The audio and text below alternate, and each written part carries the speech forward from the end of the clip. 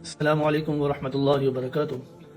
رمضان المبارک کے مہینے میں جن چیزوں کی کثرت کرنی چاہیے ان میں سے ایک چیز ہے کہ انسان اللہ رب العزت سے جہنم کے عذاب سے پناہ طلب کرے۔ جہنم کا عذاب یہ وہ عذاب ہے کہ جس کو اللہ رب العزت نے کافروں کے لیے، مشرکوں کے لیے، مجرمین کے لیے تیار کیا ہے۔ جہنم کی آگ یہ دنیا کی آگ سے 70 گنا زیادہ تیز آگ ہے۔ حدیث میں آتا ہے کہ آپ صلی اللہ علیہ وسلم نے فرمایا کہ جہنم کی آگ کو 1000 سال تک جلایا گیا تو اس کا رنگ سیاہ ہو گیا، پھر مزید 1000 سال تک اس کو جلایا گیا تو اس کا رنگ سفید ہو گیا، پھر مزید 1000 سال تک اس کو جلایا گیا تو اس کا رنگ سرخ ہو گیا۔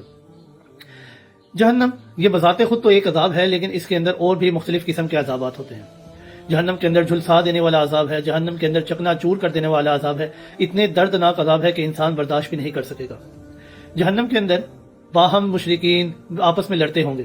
جب ایک گروہ جہنم کے اندر داخل کیا جائے گا تو پہلا گروہ اس سے لڑے گا، آپس میں ایک دوسرے سے لڑتے ہوں گے، حتیٰ کہ شیطان کے جو اتباع ہیں، شیطان کے جو تابعدار ہوں گے، چیلے ہوں گے، وہ بھی شیطان سے لڑیں گے، لیکن ان کے لڑنے کا کوئی فائدہ نہیں۔ حدیث میں آتا ہے کہ جہنم کے عذاب کی وجہ سے ان کے آنکھوں سے آنسوؤں کے قطرے گریں گے، اور اتنے وہ آنسو گریں گے کہ اگر اس پانی کے اوپر انسان کشتی چلانا چاہے تو کشتی بھی چلے گی۔ جب آنکھوں سے آنسو خشک ہو جائیں گے تو وہ خون کے آنسو رہیں گے۔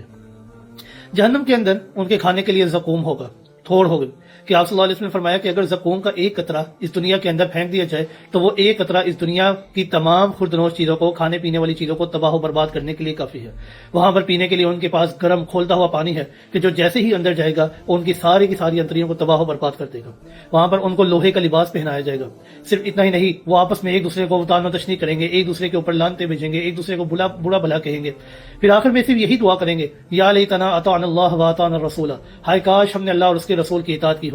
کبھی جنتیوں سے کہیں گے کہ جو نعمتیں تمہیں اللہ نے دی ہیں وہ نعمتیں ہمارے اوپر بھی پھینک دو، لیکن جنتی بھی انکار کر دیں گے۔ کبھی جہنم کے داروغے سے کہیں گے، جہنم کا داروغہ بھی انکار کر دے گا۔ اللہ رب العزت سے دعا کریں گے کہ اللہ آپ ہمارے اوپر فیصلہ کر دیں، ہمیں اس جہنم کے عذاب سے ایک بار نکال دے، ایک بار ہمیں دنیا میں بھیج دے، ہم تیرے نیک اعمال کریں گے، تیرے عبادت گزار بندے بن جائیں گے۔ لیکن اللہ رب العزت فرمائیں گے نہیں، میں نے دنیا کے اندر تمہیں بھیجا تھا، تمہیں میری اتباع کرنی چاہیے تھی، لیکن تم نے انکار کر دیا۔ جب میں اللہ کو اکیلا پکارا جاتا تو تم اس بات کو انکار کر دیتے، لیکن جب میرے ساتھ اوروں کو شریک کرتے تو تم مان لیا کرتے تھے۔ لہٰذا میں اللہ جو علی اور کبیر ہے اس کا یہی فیصلہ ہے کہ آج کے بعد تم ہمیشہ اس جہنم کے اندر رہو گے۔ تو یہ جہنم کا عذاب بڑا ہی سخت عذاب ہے۔ تو آپ صلی اللہ علیہ وسلم نے فرمایا کہ رمضان المبارک کے مہینے کے اندر اس جہنم کے عذاب سے بچنے کی دعائیں اللہ رب العزت سے کیا کرو۔